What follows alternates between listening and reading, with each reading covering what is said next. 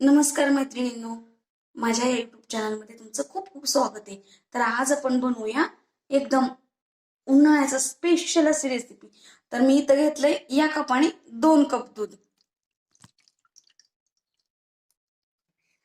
तर या दुधामध्ये आपण घालतोय कस्टर्ड पावडर. पाहू शकता. आणि कस्टर्ड पावडर कशी बनवायची याचा व्हिडिओ मी माझ्या डिस्क्रिप्शन मध्ये देते, कारण याच्या अगोदर याचा व्हिडिओ आपण बनवलेला आहे. आणि व्यवस्थित मिक्स करून घ्यायचंय.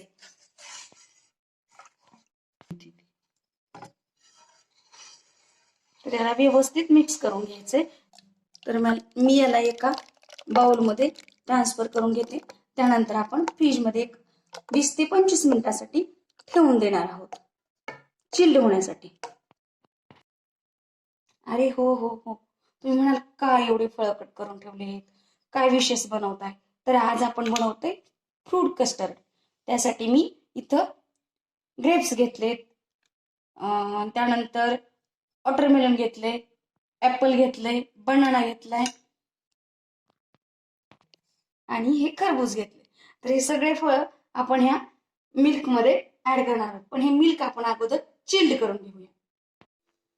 तर तुम्ही इथं पाहू शकता, हे चिल्ड एकदम थंड झालेलं आहे.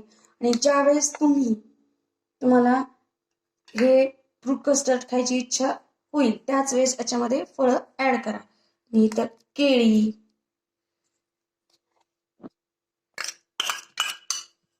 नंतर ऍपल,